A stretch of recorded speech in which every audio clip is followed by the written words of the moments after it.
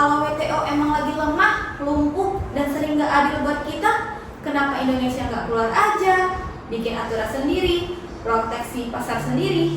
Emang kita gak bisa hidup tanpa mereka? Assalamualaikum warahmatullahi wabarakatuh. Halo semuanya, selamat datang di podcast kali ini.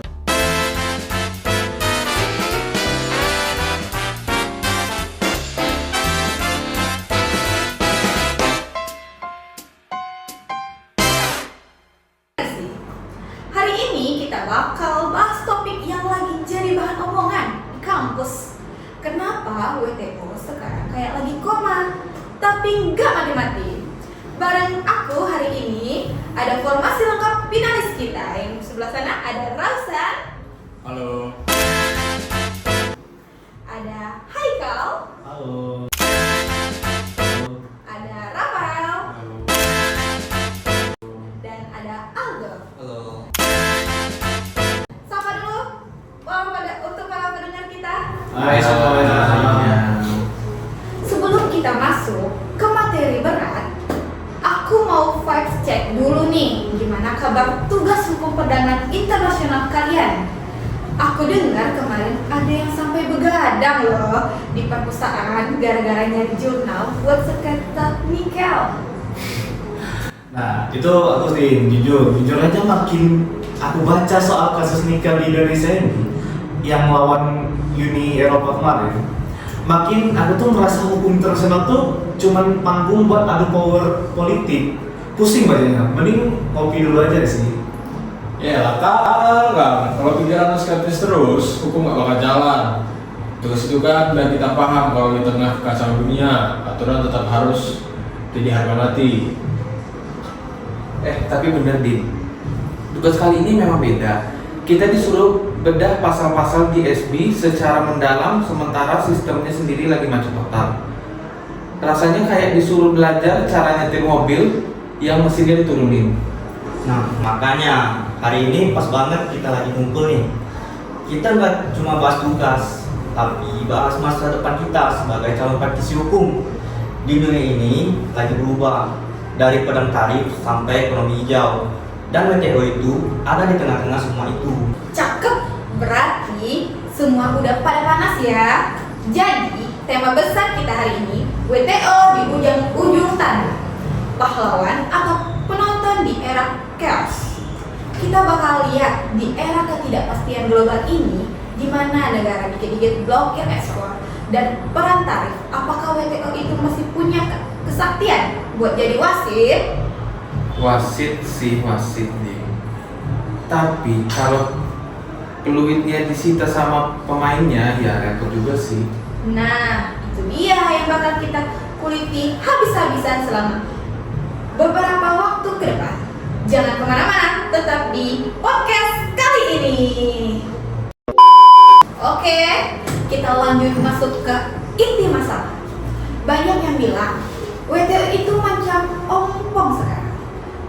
Rafael, sebagai yang paling hobi bedah prosedur, kenapa sih mekanisme penyelesaian sengketa atau dispute settlement body (DSB) ini dianggap sebagai mahkotanya WTO? Jadi gini Din, DSB itu unik karena dia punya sistem dua tingkat yang sangat formal.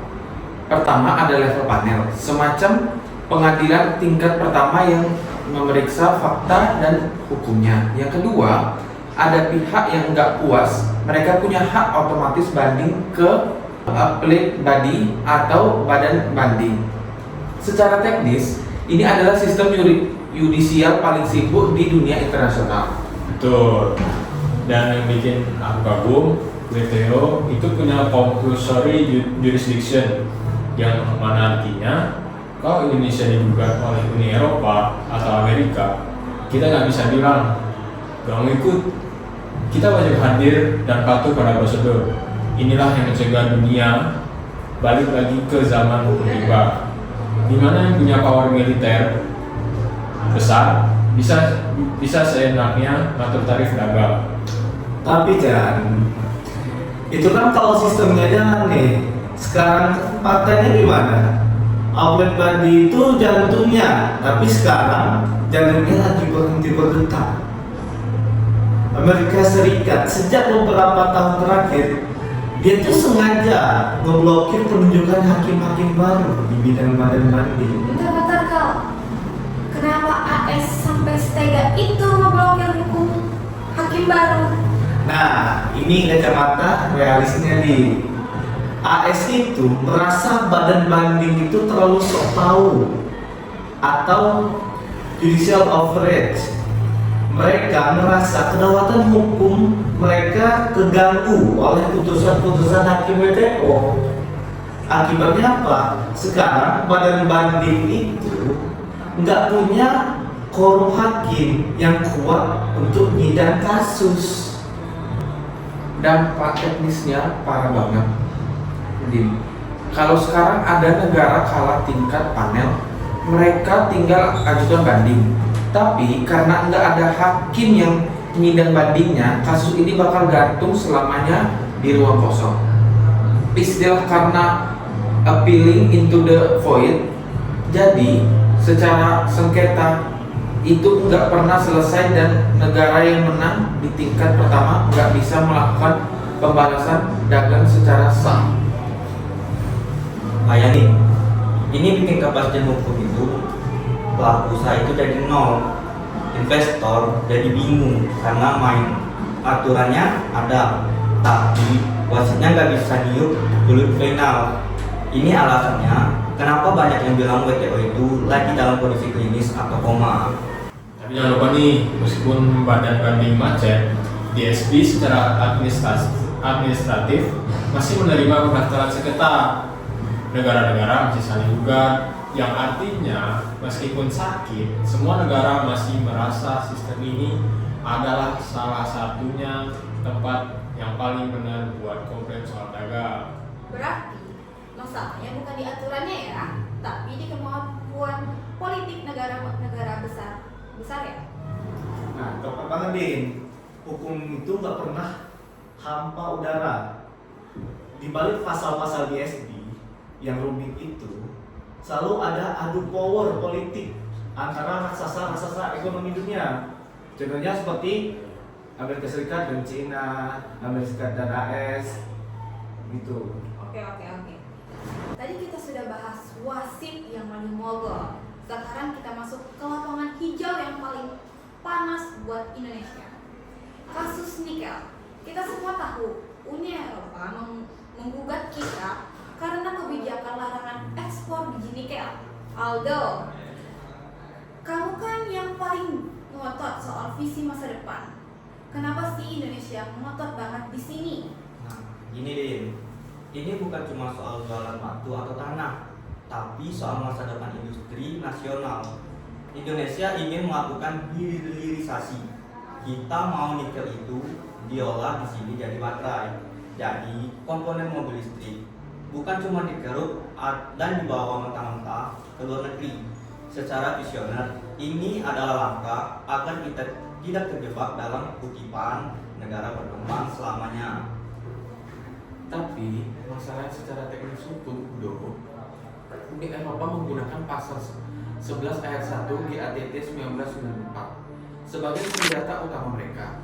Pasal itu melarang adanya pembatasan kuantitatif terhadap ekspor maupun impor.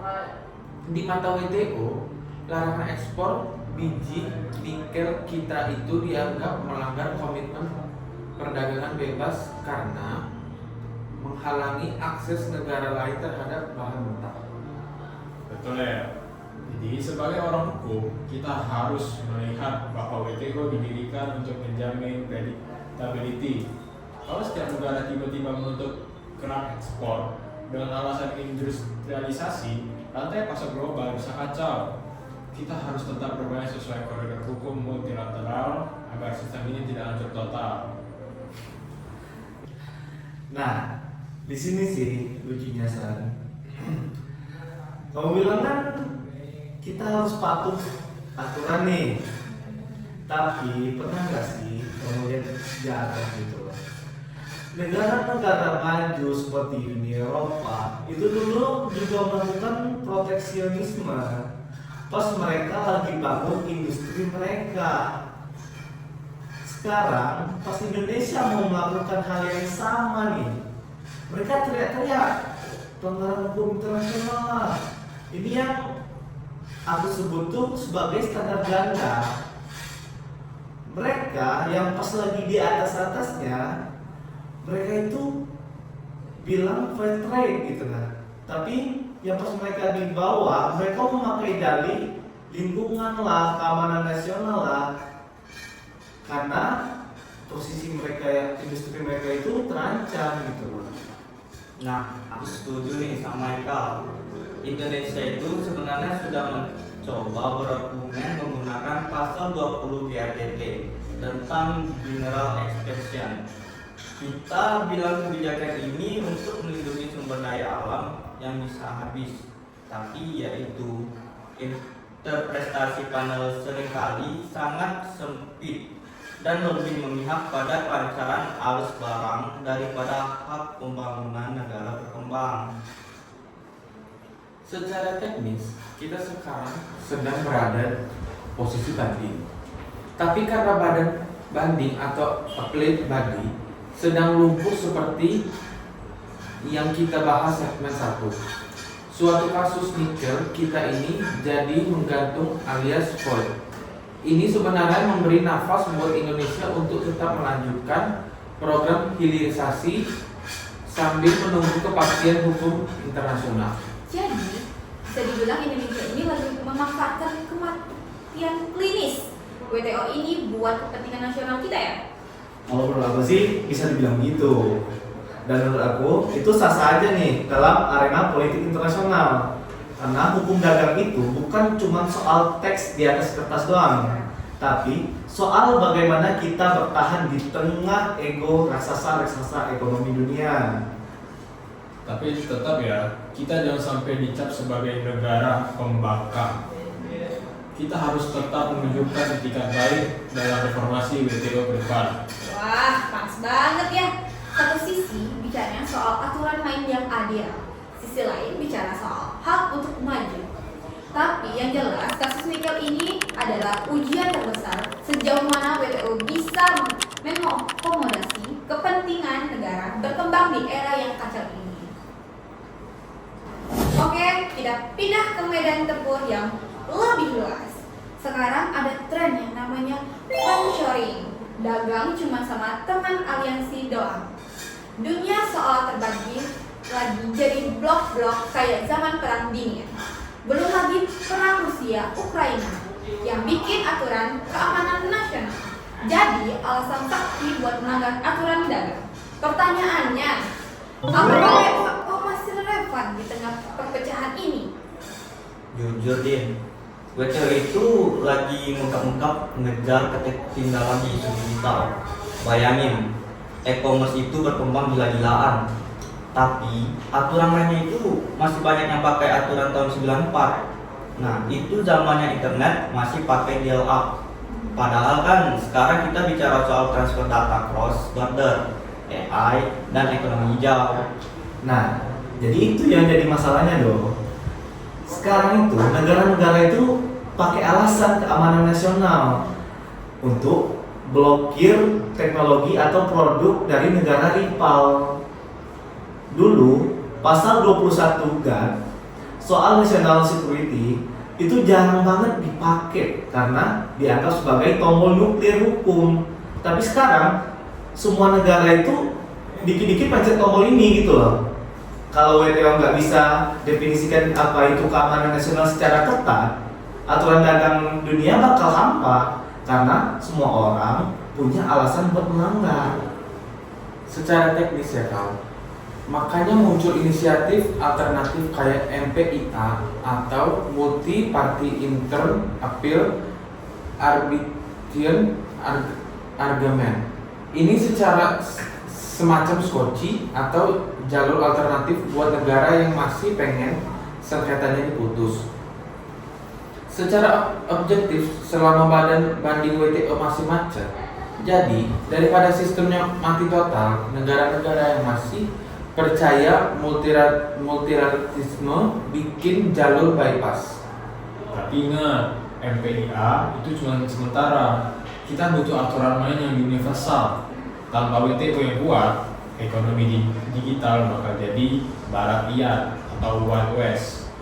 Gimana? Perusahaan teknologi besar bisa seenaknya menentukan aturan karena nggak ada standar global yang adil.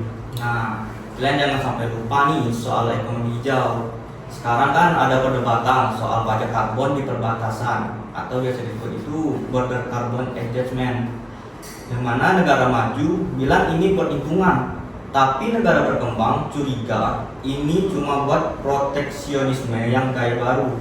WTO harus hadir di sana buat mastiin nih kalau aturan lingkungan itu enggak jadi hambatan dagang yang diskriminatif. Berarti tantangan yang makin kompleks ya, dari geopolitik yang bikin blok-blokan sampai teknologi digital yang lari lebih kenceng dari revisi undang-undang. Kalau wasitnya WTO telat napas, pemainnya bakal semakin sering main sirkuit di lapangan. Nah, dan yang paling bahaya itu apa? Kalau main sirkuit ini dianggap normal karena hukum internasionalnya dianggap nggak punya taring lagi. Jadi itu WTO itu udah dianggap sama negara-negara di luar sana itu tuh udah nggak ada gunanya, dan itu yang paling bahaya. Oke. Kita sudah bahas sengketa raksasa. Sekarang mari kita mendarat ke isu yang lebih dekat dengan dompet masyarakat, UMKM di ekonomi digital. Aldo, kamu sering bilang kalau WTO itu kunci buat UMKM naik kelas. Tapi gimana cara aturan global yang rumit itu bisa nyampe ke pedagang pasar atau pemilik startup lokal? Nah, jadi ini poin krusial nih, Dim. Di WTO itu ada yang namanya moratorium on custom duties on electronic transmission. Sederhananya, ini kesempatan agar negara-negara tidak menarik bea masuk untuk produk digital yang dikirim secara elektronik seperti software, kursus online, streaming, atau e-book. Nah, bagi UMKM yang mau ekspor jasa itu kreatif atau konten digital, ini berkah karena produk mereka nggak kena pajak tambahan saat melewati batas negara. Tapi tunggu dulu dong, jangan cuma lihat manisnya doang. Buat negara berkembang kayak kita, kayak Indonesia ini, moratorium ini tuh sebenarnya pedang bermata dua gitu. Karena kita nggak bisa narik bea masuk ke perbatasan digital nih yang masuk ke kita. Pemerintah kehilangan potensi pendapatan negara yang sangat besar dari produk software itu. Kita cuma jadi pasar buat raksasa-raksasa teknologi global. Sementara kita ini punya ruang fiskal buat mengukur kontribusi mereka lewat bea masuk perbatasan digital tersebut. Betul Kak, itu tantangannya.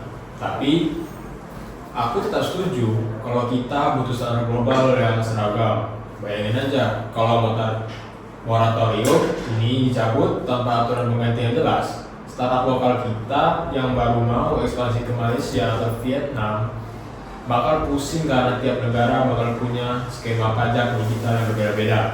Tanpa WTO, ketidakpastian hukum ini justru bakal membunuh UMKM kita sebelum mereka sempat berkembang.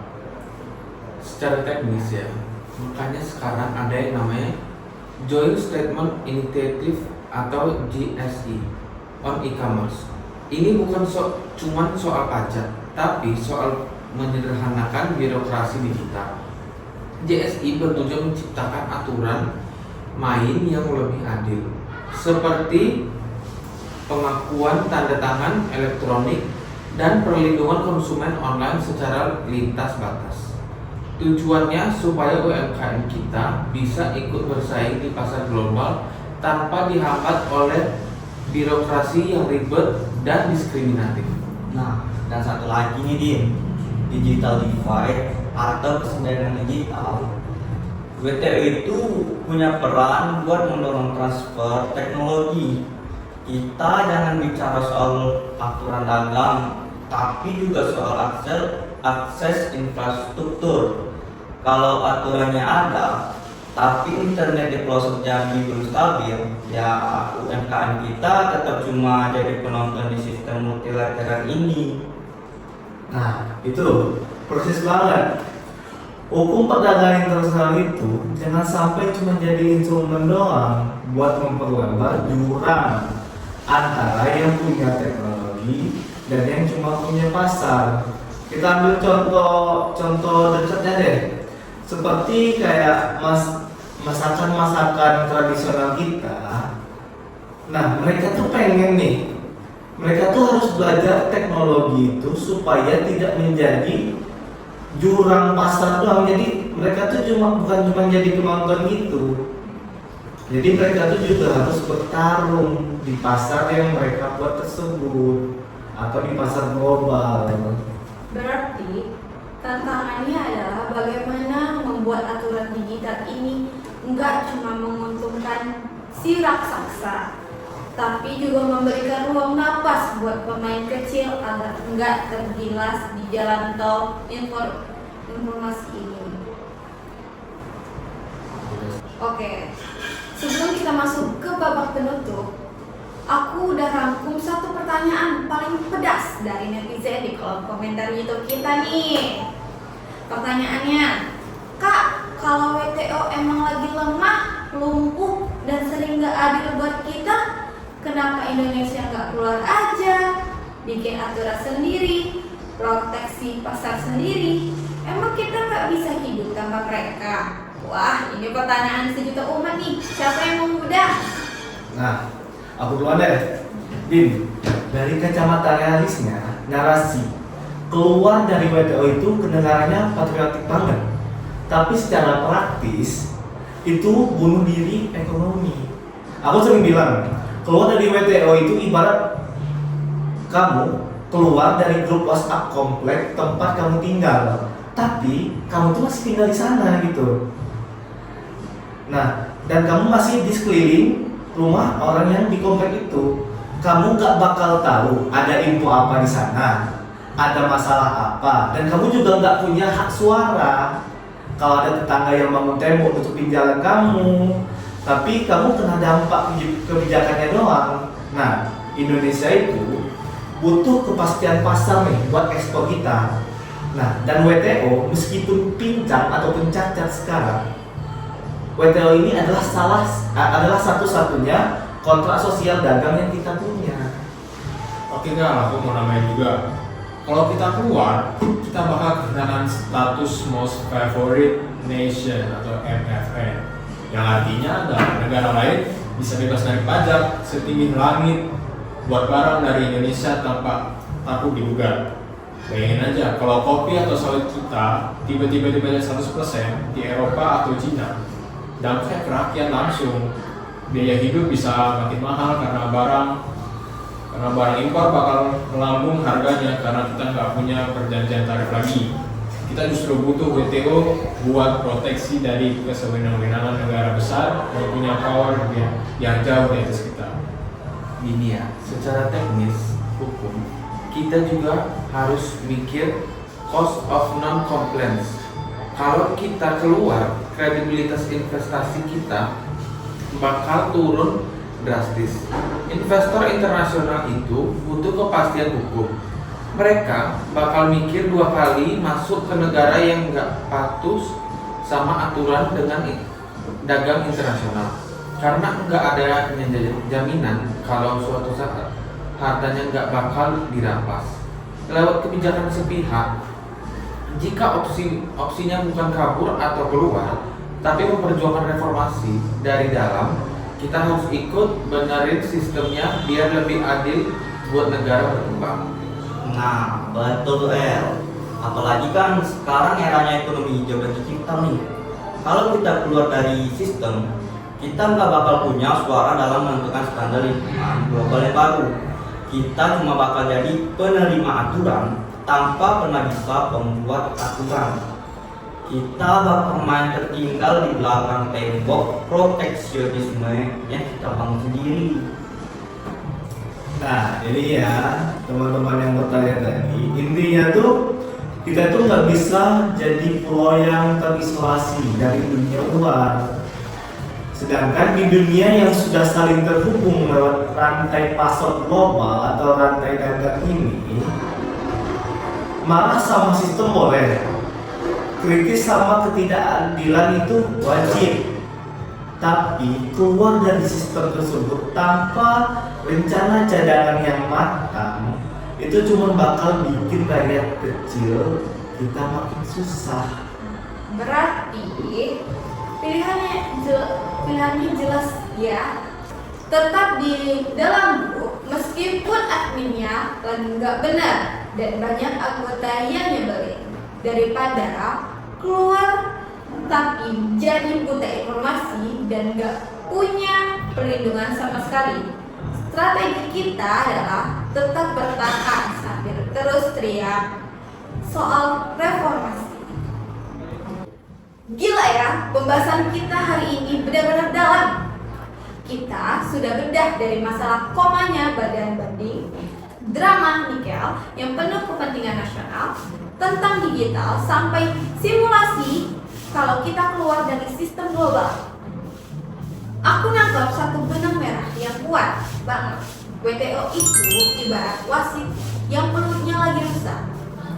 Tapi semua pemain di lapangan masih butuh wasit itu, biar pertandingannya nggak jadi tawuran pasang. Nah, benar banget sih, Din. Dan buat kita nih, khususnya teman-teman mahasiswa hukum di Universitas Jambi atau dimanapun, krisis di WTO ini sebenarnya adalah sebuah kesempatan. Dunia sedang mencari format baru.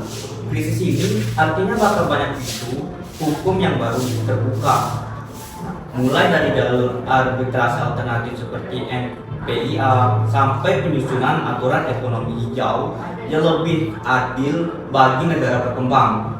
Jangan cuma jadi pencontoh sejarah, tetapi jadilah bagian dari ahli hukum yang merumuskan aturan itu. Nah, poin penting dari saya, pahami prosedurnya sampai ke titik koma. Hukum dagang internasional itu bukan cuma soal besar retorika politik, tapi soal detail teknis di balik setiap pasal. Satu kata dalam perjanjian bisa mengubah nasib industri satu negara.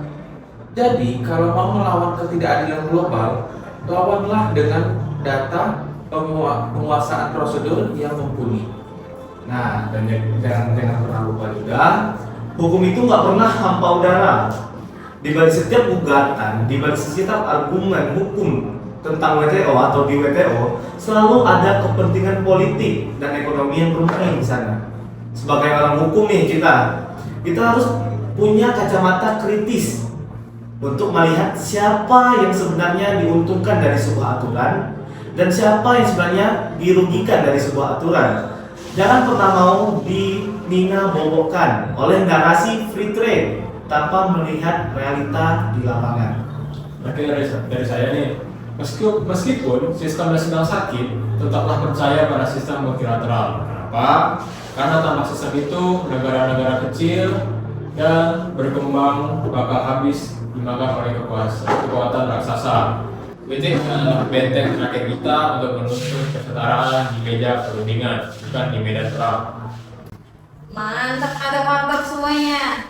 Kesimpulannya, WTO memang lagi sakit dan butuh reformasi total. Tetapi kalau sampai dia bubar, dunia bakal jauh lebih kacau dan tidak terprediksi. Terima kasih Rausan, Haikal, Rafael, dan Aldo sudah mampir dan berbagi perspektif yang luar biasa. Buat para pendengar, semoga podcast ini bisa jadi modal kalian buat ngerjain tugas HPI atau sekedar menambah wawasan global. Baiklah, sampai di sini saja episode berikut ini. Stay legal dan stay cool. Dadah!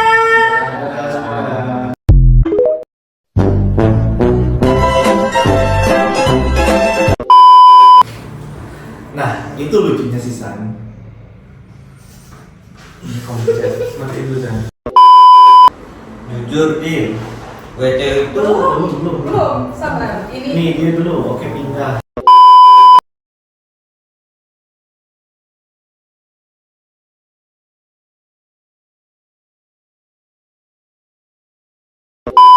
berhubungan menggunakan pasal 11 GATT tentang general extension. That's true. Pasal 20. Bang dari awal setuju ya.